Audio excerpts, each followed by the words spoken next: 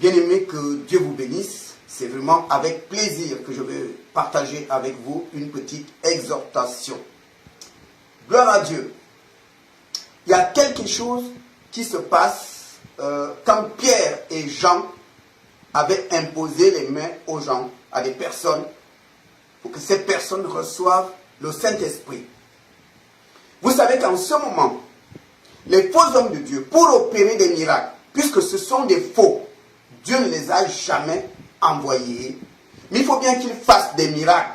Et c'est pourquoi Jésus dit, dans Matthieu 24, ils feront des prodiges et des miracles. Jésus dit, ce sont des faux. Et comme ils sont des faux, ils viennent pas, ils n'ont pas été envoyés par Dieu, c'est le diable qui les a envoyés. Mais il faut bien qu'ils fassent des miracles pour attirer les foules. Et c'est pourquoi vous voyez, ils font des miracles. Mais comme Dieu ne les connaît pas, donc ils ont recours à des fétiches, à des gris-gris, ils ont recours au diable par les fétiches pour opérer des miracles dans les églises. Qu'est-ce qui va se passer? Il y a un homme qu'on appelle Simon. Cet homme assiste à quelque chose qui va l'impressionner. Pierre et Jean imposent les mains aux gens, aux fidèles. Acte chapitre 8, du verset 17 au verset 20. Je dis bien acte 8, 17. On va lire le passage. Alors Pierre et Jean leur imposèrent les mains et ils reçurent le Saint-Esprit.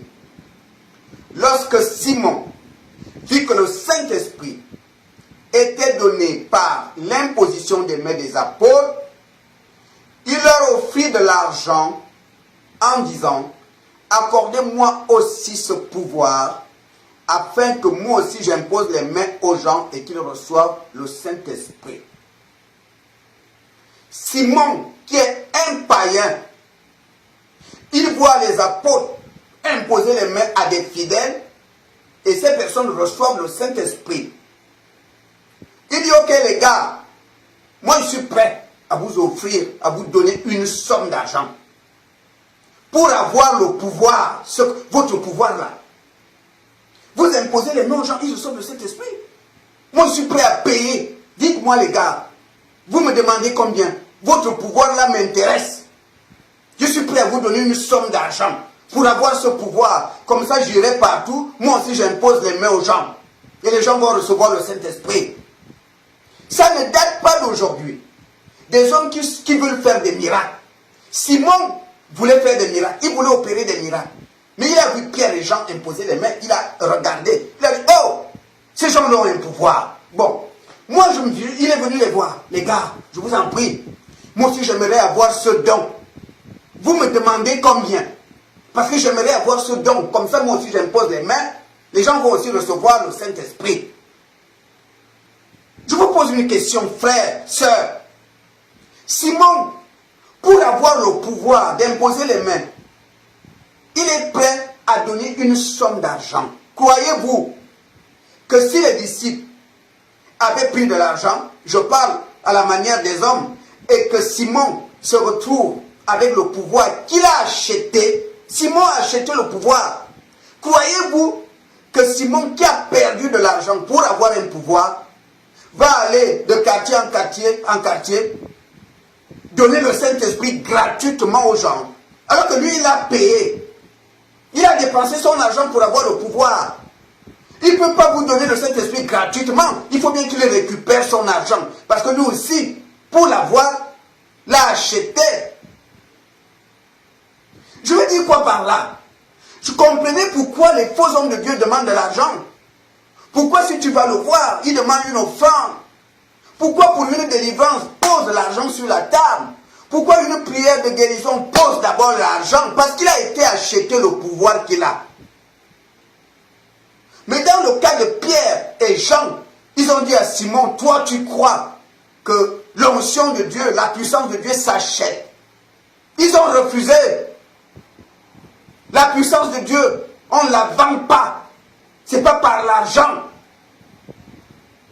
Mais que font les faux hommes de Dieu? Ils sont dans l'esprit de Simon. Il faut que j'achète le pouvoir pour faire des miracles. Il faut que j'achète un pouvoir. Et comme il a dépensé de l'argent sur le marabout, pour avoir sa bague, pour avoir de l'eau, soi-disant bénite, pour avoir des huiles souillées, que eux appellent huile d'onction, il a payé. Le marabout ne donne pas gratuitement. Mais quand il faut bien qu'il gagne en retour de l'argent, Simon dit à Jean et à Pierre, je suis prêt à vous donner une somme.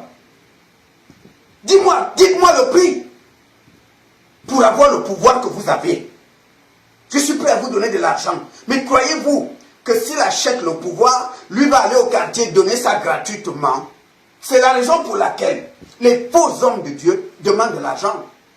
C'est pourquoi ils ne veulent pas voir des pièces pendant les offrandes. Ils veulent voir des billets. Parce que le pouvoir qu'ils ont, quand vous voyez, ils imposent les mains, les gens tombent là. Ils ne l'ont pas reçu gratuitement. Le marabout vend le pouvoir. Le marabout vend la bague. Le marabout vend les mouchoirs magnétisés. Le marabout vend les huiles d'onction. Le marabout vend les chaînettes avec crucifix. Le marabout vend tout ça. Il vend l'eau qu'ils appellent eau bénite. Le marabout vend. Le marabout travaille avec son maître, le diable, qui lui donne le pouvoir. Et le pouvoir de Satan est mis dans la bague, dans l'eau bénite, dans les huiles d'onction et tout ce que vous voulez.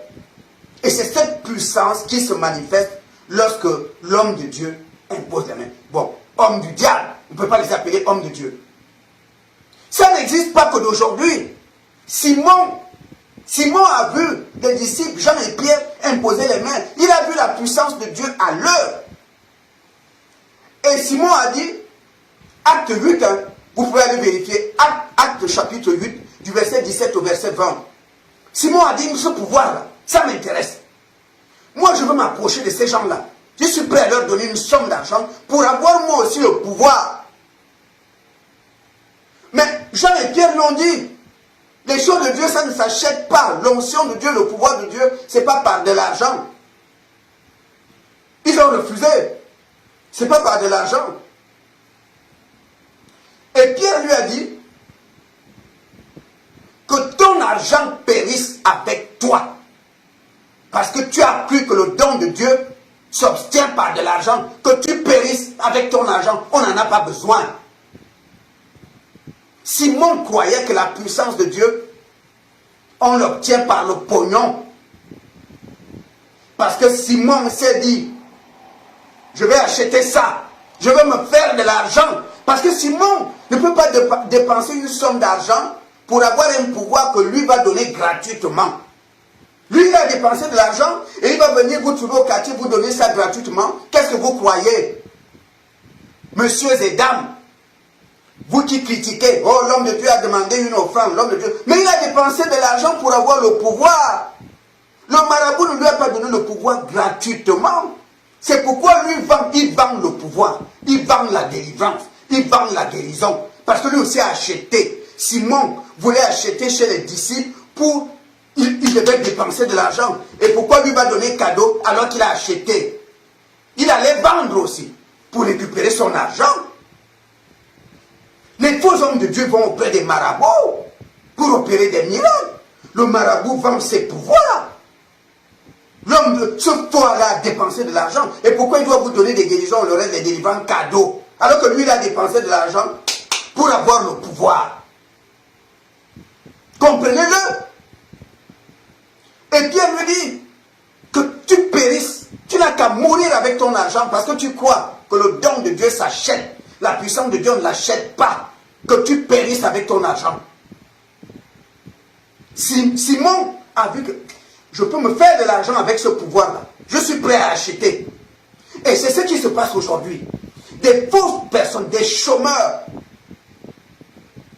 qui n'ont rien à faire, qui voient leur avenir fermé, se disent, on va aller voir les marabouts. Aujourd'hui, en Afrique, les marabouts sont devenus riches. Ils ont plein de clients. Il suffit d'aller les voir. Tout chômeur peut aller les voir. Oui, donne 400 000 francs, c'est pas, je te fais la bague. La bague qui permet que tu prophétises. La bague qui permet que les gens tombent en transe. La bague qui permet que tu aies les révélations sur la vie des gens. Ça s'achète, ça s'achète. Ça s'achète chez le marabout, ce pouvoir-là. Le pouvoir de la voyance, tu peux l'acheter chez le marabout. Ça se vend. Et puis la personne vient, il a déjà la bague ou le crucifix qui a été préparé. Il dit, ok, bon, je vais prendre quoi là? Révérend, évangéliste ou bishop ou... Il choisit le nom qu'il veut, c'est lui qui choisit un nom. Il dit, ok, moi maintenant je suis bishop, général bishop. Révérend, évangéliste. Et puis tout de suite, il commence à sillonner. Dès lors, il a acheté le pouvoir, il ne va pas te le donner cadeau, c'est pourquoi il te demande de l'argent pour la guérison, c'est pourquoi il te demande de l'argent pour une délivrance, c'est pourquoi il te dit, pose d'abord une offrande, paye d'abord, avant de prier, paye, parce que le pouvoir que j'ai là, tu ne vas pas bénéficier de ça gratos, moi j'ai acheté, le marabout ne m'a pas donné ça cadeau, toi aussi tu payes, je ne suis pas là pour donner gratuitement ce que moi j'ai acheté. C'est de ça qu'il s'agit. C'était le même état d'esprit qui animait Simon lorsqu'il a vu Jean et Pierre, acte 8, imposer les mains. Il a vu la puissance de Dieu se manifester. Il a dit, ça, il me faut ça. Il me faut ce pouvoir-là. Il me faut ça. Il allait acheter pour aller le donner gratuitement. Jamais. Lui, il a perdu de l'argent. Pourquoi il va vous donner ça gratuitement? Il allait vendre aussi. Il allait dire, il allait sillonner les quartiers. Qui veut le Saint-Esprit? Moi, viens ici. Pose d'abord une somme. Parce que lui aussi a acheté. Pourquoi toi tu l'auras cadeau? Est-ce que lui il a eu cadeau? Il allait dire, qui veut le Saint-Esprit? Moi, ok, venez ici, posez telle somme. Puisque moi aussi, pour avoir le pouvoir, je l'ai acheté. On ne me l'a pas donné cadeau. Donc c'est la raison pour laquelle, chez les marabouts, le marabout vend. Et c'est pourquoi quand vous avez ces faux hommes de Dieu, général, bishop, Shekinah, n'est-ce pas, le pasteur, prophète, il vient te dire, offrande, posez l'offrande. Moi je n'ai pas eu le pouvoir cadeau, tu n'auras pas la guérison cadeau, pose l'argent. Moi je n'ai pas eu le pouvoir de ma bague, là, ça m'a coûté les yeux de la tête, pose d'abord une somme avant la délivrance. Pose une somme. Moi je ne suis pas là à te donner cadeau, ce qui m'a coûté de l'argent. C'est de ça qu'il s'agit. C'est le même état d'esprit qui animait Simon dans Acte 8. Lorsqu'il a vu les disciples imposer les mains, il a vu la puissance de Dieu, il a dit, ça m'intéresse ça. Ça m'intéresse. Je suis prêt à donner une somme. Comme ça, moi, j'irai de gauche à droite, donner aussi ça aux gens et récupérer mon argent. Je veux me faire du pognon avec ça. Ok, frère. Je vais lire un passage dans la Bible. Les faux hommes de Dieu, vous allez remarquer, dans leurs enseignements et dans leurs pratiques, ils peuvent vous dire, ils peuvent vous amener à utiliser le sel, l'eau bénite, l'huile, le savon, le miel et certains fruits et des offrandes avant toute prière. Ils ont l'habitude d'aller chercher des trucs dans l'Ancien Testament pour venir vous dire, Jésus n'a pas aboli la loi. Ils aiment dire ça. Donc pour eux, la loi continue. Je vais lire Matthieu chapitre 5, verset 17. Ne croyez pas, c'est Jésus qui parle, ne croyez pas que je sois venu abolir la loi ou les prophètes. Je suis venu non abolir, mais pour accomplir. Merci Jésus, parce que tu es venu pour accomplir. Parce que tu savais que j'étais incapable de mettre en pratique la loi. C'est pourquoi tu es venu tu es venu accomplir. Maranatha TV, la chaîne de témoignages. Au verset 18, car je vous le dis en vérité, tant que le ciel et la terre ne passeront point, il ne disparaîtra pas de la loi un seul iota ou un seul trait de lettre, jusqu'à ce que tout soit arrivé. Jésus dit, je ne suis pas venu pour enlever la loi, mais pour accomplir. Gloire à Dieu. Et on va lire la suite. Parce que les hommes de Dieu, pour utiliser l'huile, les fruits, n'est-ce pas, l'eau, le sel, ils vont chercher certains trucs dans l'ancienne alliance. Je suis désolé, parce que je suis dans l'alliance qui a été scellée pas par les fruits, pas par les sacrifices d'animaux, pas par le sel, pas par les huiles d'onction. Mais cette alliance a été scellée par le sang de Jésus à la croix. Parce que Jésus est venu pour accomplir la loi. Mais il vient accomplir la loi pour qui? Pour moi. Parce que j'étais incapable de pratiquer la loi. C'est pourquoi il prend ma place pour l'accomplir. Et nous savons tous ce qu'il a fait à la croix. C'est pour ma délivrance. Et Jésus dit, attention, je ne suis pas là pour abolir la loi. Mais on va comprendre pourquoi il n'abolit pas la loi. Qu'on ne vous roule pas dans la farine. Tout est dans la Bible. Galates chapitre 3, au verset 24. Pourquoi Jésus n'abolit pas la loi? La réponse est dans Galates 3, 24. Que dit la parole? Ainsi, la loi a été comme un pédagogue pour nous conduire à Christ, afin que nous fussions justifiés par la foi. La loi est un pédagogue qui me conduit à Jésus, pour que je sois justifié par la foi. Au verset 25, la foi étant venue, nous ne sommes plus sous ce pédagogue. Jésus n'enlève pas la loi, parce que c'est la loi qui est le pédagogue qui me conduit à Christ. Maintenant que j'ai la foi au sacrifice de Jésus, je ne suis plus sous ce pédagogue. Arrête-moi avec tes histoires de sel, d'huile, eau, savon, fruits. Je ne suis pas de l'ancienne alliance. Jésus est venu accomplir pour moi la loi à la croix. Il n'efface pas la loi. Non. Parce que quand je me mire, la Bible dit, la loi est comme un miroir. La loi est comme un miroir. Je regarde dans ce miroir qu'est la loi. Galates chapitre 3. La loi est comme un miroir. C'est ce que Galates dit. Ça veut dire quoi? La loi dit, tu ne mentiras point. Tu ne commettras point d'adultère. Tu ne tueras point. Vous connaissez tout le reste. Tu ne voleras point. Et tout le reste. Alors, moi je viens. Je regarde ce miroir. Oui, je n'ai pas encore tué. Mais quand même, j'ai déjà menti. Oui, mais je n'ai pas encore commis adultère, mais j'ai fait ça. C'est un miroir qui permet à tout homme de se voir son état de pécheur. Parce que grâce à ce miroir, je vois qui je suis. La Bible dit, ça me conduit à Christ. Je me dis, oh Seigneur, sans Jésus, je suis un homme mort. Sans Jésus, aucune porte de sortie pour moi pour être sauvé. C'est pourquoi Jésus a laissé la loi. Parce que la Bible dit, sans la loi, le péché est mort. La Bible dit, le péché existe grâce à la loi. Mais si on retire la loi, le péché est mort. Parce que si Jésus enlève la loi, les gens ne vont plus chercher à aller vers lui pour la repentir. Ils ne vont plus se repentir. Parce que si on enlève la loi, le péché n'existe plus. C'est ce que la Bible dit. C'est pourquoi Jésus laisse la loi. Donc tout homme, si tu es honnête avec toi-même, tu viens sur la loi qui est le miroir selon Galates chapitre 3 et tu verras que même si sur l'un des 10 commandements, il y a un truc que tu n'as pas respecté dans ta vie active. Tu n'as jamais tué, mais tu as menti un jour. Maranatha TV, tu n'as jamais volé, mais tu as commis adultère un jour. Donc grâce à ce miroir, écoutez, Maranatha TV, on trouve que nous sommes des pécheurs grâce à ce miroir. Et on sait pourquoi la Bible dit, c'est un pédagogue qui nous conduit à Christ. C'est pourquoi Jésus n'enlève pas la loi. C'est juste parce que grâce à la loi, nous partons à Christ.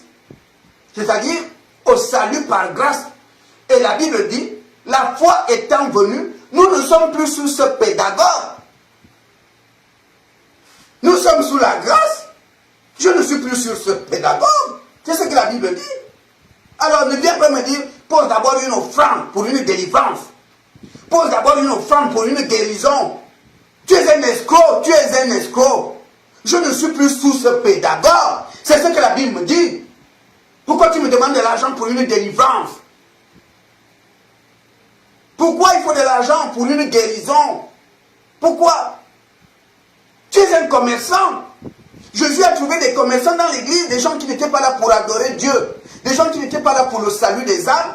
Il a pris le fouet, il a commencé à les bâtonner, sortez, parce que la maison de Dieu, c'est pour le salut des âmes. Mais vous faites de la maison de Dieu une maison de commerce. Les commerçants sont dans l'église. On vend tout, on vend tout. On vend les prières. Pose d'abord une offrande pour une délivrance. Pose d'abord une offrande pour une guérison. Les commerçants. Et Jésus est choqué. Jésus dit, mais comment vous pouvez venir faire votre commerce dans la maison de Dieu, qui est une maison où on adore Dieu? Mais ces gens n'étaient pas là pour le salut des âmes. Tous ces commerçants qui sont aujourd'hui, qui vendent les prières, qui vendent les délivrances, c'est pas là pour le salut des âmes. J'ai été choqué, cet homme en Italie, la petite fille de 9 ans ou 10 ans est malade. On va voir un homme de Dieu. L'homme de Dieu dit, pose d'abord telle somme comme offrande pour que je prie pour l'enfant. Mais comme cet homme n'a pas de moyens, il retourne à la maison avec la petite fille malade parce que papa n'a pas le montant que l'homme de Dieu demande pour l'offrande. Des escrocs. Ils sont là pour l'argent. Ils s'appellent Bishop, général de Dieu, Shekinah, et révérend pasteur, révérend apôtre. Ils ont pris des noms. C'est le pognon qui les intéresse. Ils sont dans l'église, comme ce sont des gens charnels. Ils regardent les belles femmes, ils couchent, il faut qu'ils couchent avec. Il faut qu'il ait de l'argent. D'accord? Quand la puissance donnée par le marabout de la bague et autres commence à diminuer, il repart, il fait un voyage. Allez voir le monsieur. Aujourd'hui, des marabouts sont riches en Afrique. Riches. Les marabouts sont riches. À cause du phénomène des faux hommes de Dieu, les marabouts sont devenus riches. Ils sont sollicités. Tout le monde va les voir pour devenir homme de Dieu qui fait des miracles. Tout le monde. Les commerçants sont revenus dans l'église. Jésus les avait chassés. Ils sont revenus. Et le peuple est dans les garments. Vous avez des gens qui courent derrière eux parce qu'ils cherchent le miracle. On ne vérifie plus. Est-ce que ce qu'ils prêchent est biblique? Non, on s'en fout. La seule chose, c'est d'avoir le miracle. Bien-aimés. Alors, ils ont des pratiques que Jésus ne connaît pas. Dites-moi, devant qui Jésus a utilisé le sel? Devant qui Jésus a fait boire l'eau bénite? Jésus a utilisé le savon, le miel. Auprès de qui? Les disciples ont demandé des fruits à qui? Amène les fruits. On va prier. On va faire un bain. On va faire des ablutions. Quel disciple a exigé une offrande pour une guérison, une offrande pour une délivrance? Quel est ce disciple? C'est Jésus qui est le chemin. C'est lui qui nous montre la vérité. Et Paul disait, soyez mes imitateurs comme moi je le suis de Christ. Christ est mon modèle. Mais ces faux hommes de Dieu là ont pour qui le modèle? Qui est leur modèle? Qui? Jésus n'est pas leur modèle. Jésus a utilisé les fruits auprès de qui? Jésus n'est pas leur chemin. Jésus n'est pas leur modèle. Jésus a utilisé le sel où? Jésus a utilisé le sel. À quel moment Jésus a utilisé des fruits, le miel? À quel moment Jésus a exigé une offrande pour une délivrance ou une guérison? Si vraiment Jésus est votre modèle, Jésus fait ça où? Parce que vous êtes des escrocs.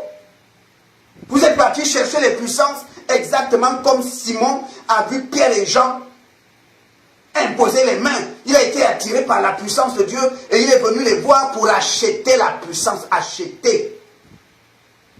Pierre lui a dit que tu périsses avec ton argent parce que tu crois que la puissance de Dieu, ça s'achète. On ne vend pas, Dieu ne vend pas son onction. Dieu ne vend pas sa puissance. Mais qu'est-ce qui se passe aujourd'hui?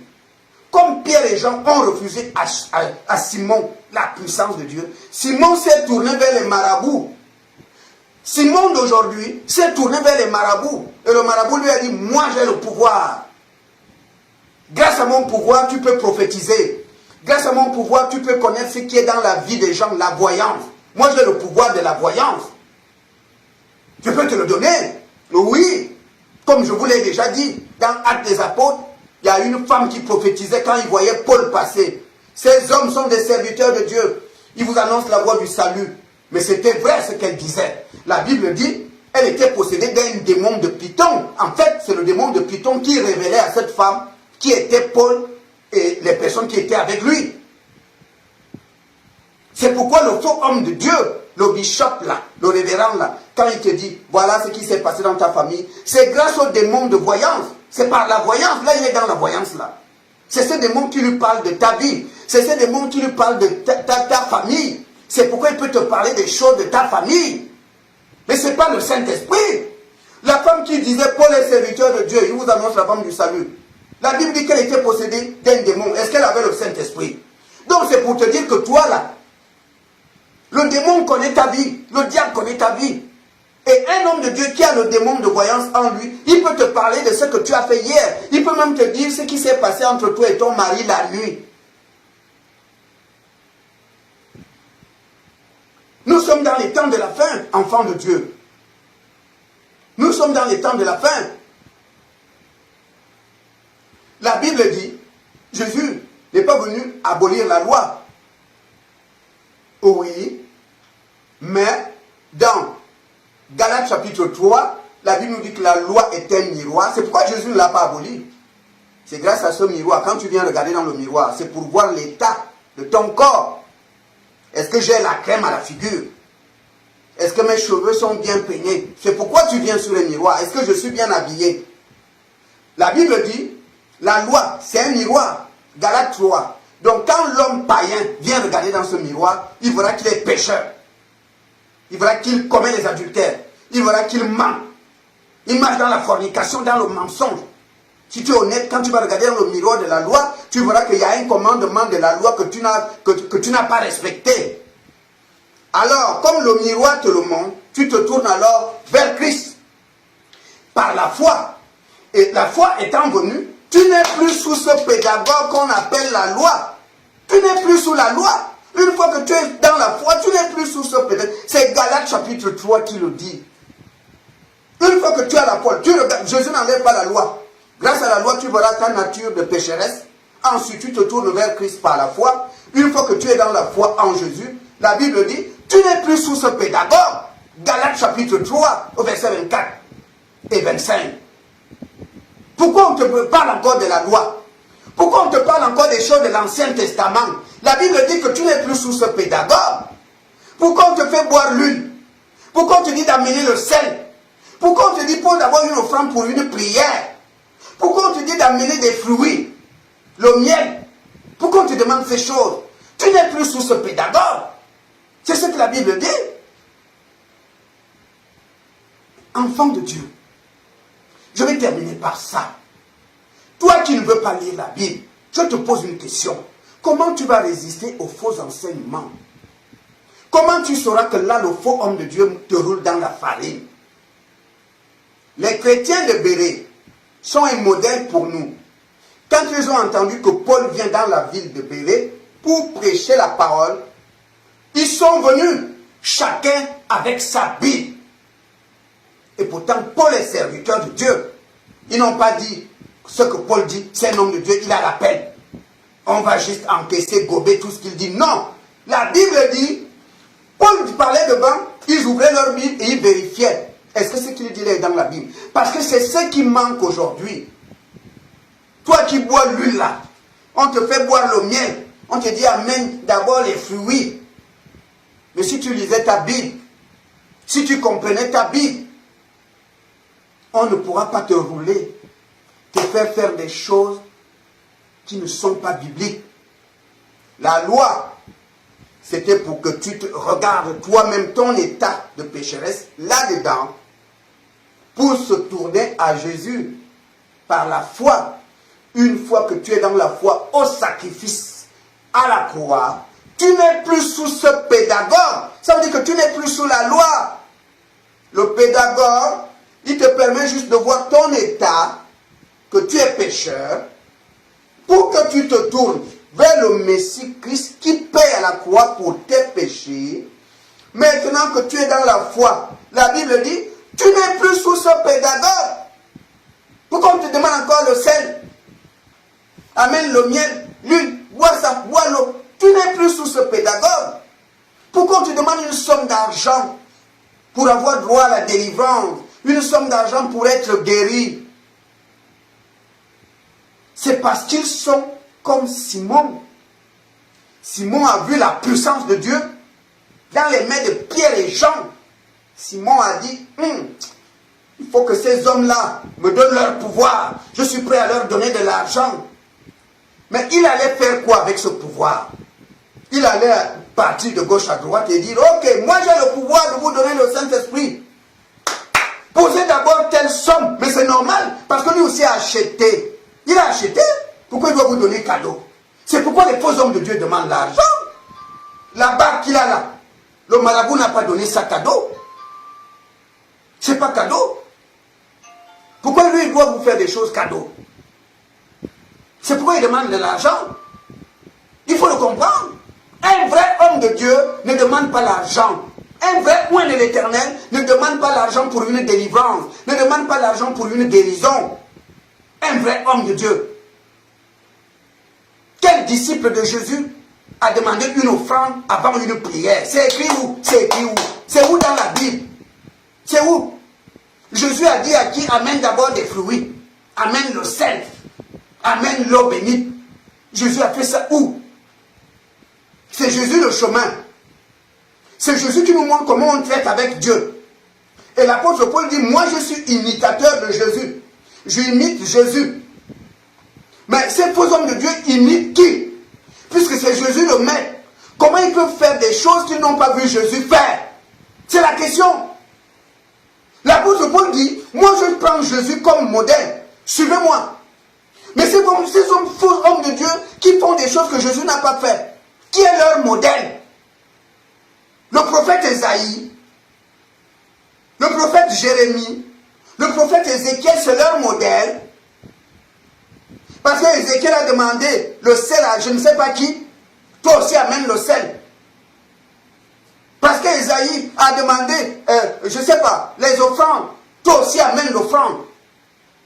Donc, c'est Esaïe ton modèle alors. C'est Jérémie qui est ton modèle. Parce que si Jésus est ton modèle, tu suivras Jésus comme Paul. Tu ne vas pas faire des choses que Jésus ne connaît pas. Mais si tu demandes des offrandes, tu demandes le sel, l'huile, et tu utilises ces choses, parce que Ézéchiel, c'est ton modèle. Donc ton modèle, c'est Moïse. Ton modèle, c'est Amos. Mais Jésus te dit que c'est lui ton modèle. C'est alors qu'on saura qui a été envoyé par Jésus et quelles sont les personnes qui sont des marabouts déguisés en hommes de Dieu, des marabouts, des sorciers déguisés en hommes de Dieu. Ils ont pris les titres des hommes de Dieu. Et Jésus dit, ils seront dans l'église, ils feront des prodiges, ils feront des miracles. Ils ont pris des titres. Comme les vrais hommes de Dieu s'appellent pasteur, lui aussi se dit pasteur. Comme les vrais hommes de Dieu s'appellent évangélistes, moi aussi je prends le nom d'évangéliste. Ils se sont mélangés dans l'église, mais Jésus a dit, vous les reconnaîtrez par leurs fruits. Ils ont un témoignage pourri. Vous pouvez les voir avec des beaux costumes. C'est les gens qui marchent dans l'adultère. C'est les gens qui marchent dans la fornication. C'est les gens qui suivent les gens pour de l'argent. Et vous allez voir dans leurs églises. Tu arrives dans l'église aujourd'hui, si tu es un grand patron qui a de l'argent, tout de suite, on te met à la première place. C'est toi qui occupes le devant. Les gens qui sont là depuis longtemps, ils sont derrière. Toi qui viens d'arriver, ils vont regarder quelle voiture tu as garée sur le parking. Ils se disent, celui-là a le pognon. Et tout de suite, on te donne des rôles dans l'église. Tout de suite, on te donne des rôles. Tu es maintenant diable. Voilà, tu vas t'asseoir aux premières places. Parce qu'ils ont vu que tu as l'argent. Parce qu'ils suivent l'argent. Tout de suite, tu es devant. Toi qui viens d'arriver, parce qu'ils ont vu que tu as l'argent. Tu vas payer. Ils vont sucer ton argent. Ils suivent les gens par de l'argent. Ils ne sont pas là pour le salut des âmes. Ils sont attirés par l'argent. Bien-aimés, nous sommes dans les temps de la fin. Ils ne sont pas là pour le salut des âmes. Tu peux être malade chez toi. Il ne va pas se déplacer pour venir te voir. Il n'a pas le temps. Il veut l'argent. Est-ce qu'il est là pour le salut des âmes? Pourquoi il va s'occuper de toi? C'est pourquoi, quand il te dit donne telle somme pour offrande, si tu n'as pas ça, tu retournes chez toi avec ta maladie. Il s'en fout. C'est l'argent qui l'intéresse. L'argent. Parce que le pouvoir occulte qu'il a pour opérer des miracles, il l'a acheté. Et pourquoi il doit te donner des trucs gratuitement alors que lui, il a dépensé de l'argent pour avoir le pouvoir occulte qui lui permet de voir ce qui s'y attend ta vie et de guérir les malades? Pourquoi il doit te donner ça cadeau alors que lui, il a payé chez le marabout ce pouvoir-là? Et pourquoi il doit te donner ces trucs-là cadeau? Pourquoi? C'est pourquoi c'est payant. Parce qu'il faut bien qu'il gagne son argent. Parce que lui aussi a dépensé de l'argent chez le marabout pour avoir le pouvoir. Il ne va pas te donner ça cadeau. C'est de ça qu'il s'agit. Comprenez-le. C'est pourquoi il demande de l'argent. L'apôtre Paul n'a jamais demandé une offrande à qui que ce soit pour un miracle. Jamais Jacques a dit à qui que ce soit, apporte d'abord une offrande. L'apôtre Jean n'a jamais dit, on va utiliser le sel, l'huile d'onction. Jacques n'a jamais dit, bois cette eau, bois de l'eau, bois de l'eau. Il suivait Jésus, qui est le Messie. Il suivait Jésus, qui est le chemin. Il faisait tout pour imiter leur maître. Parce que Jésus a dit, le serviteur n'est pas plus grand que le maître. Jésus a dit, je suis le chemin. C'est moi que vous suivez. Pratiquez ce que vous m'avez vu faire. Et c'est pourquoi Paul dit, Christ, Jésus, c'est lui que je suis. Suivez-moi. Parce que moi, je suis Jésus. Les gens qui vous demandent le sel, huile et machin, Jésus n'est pas leur Messie. Ils vont fouiller. Oh, Ézéchiel a demandé le sel. Oh, Jérémie a fait ça. Ah bon? Donc c'est Ézéchiel et Jérémie qui sont le chemin pour toi. Pourquoi tu ne fais pas comme Jésus te demande de faire? Tu es le disciple de Jésus. Si vraiment tu es son disciple. Pourquoi tu ne suis pas l'exemple du maître? Depuis quand le maître a demandé une offrande avant une prière? Depuis quand? Depuis quand le maître a demandé une offrande avant une délivrance? Il a fait ça où? Tu as vu ça où? Pourquoi tu fais le contraire de ce que Jésus le maître a fait? Parce que tu n'es pas son envoyé. C'est pourquoi tu fais différemment. Parce que ce n'est pas Jésus qui est ton maître. Parce que ce n'est pas Jésus qui t'a envoyé. C'est pourquoi tu peux faire le contraire de ce qu'il a fait. Tu n'es pas son disciple. Si tu étais son disciple, tu allais suivre son exemple. Jésus allait être ton modèle. C'est ça la vérité. Bien-aimé, que Dieu vous bénisse. La chaîne des témoignages. Maranatha TV, écoutez Maranatha TV partout où vous êtes dans tous les pays du monde.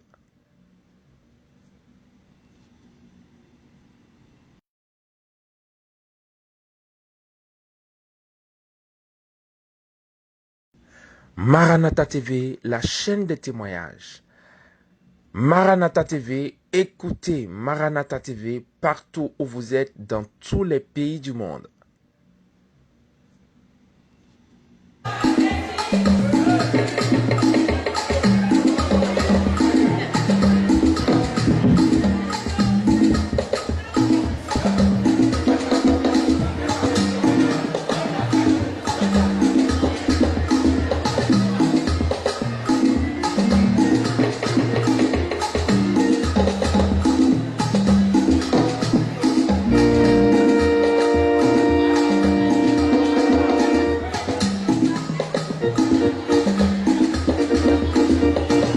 Maranatha TV, la chaîne des témoignages. Maranatha TV, écoutez Maranatha TV partout où vous êtes dans tous les pays du monde.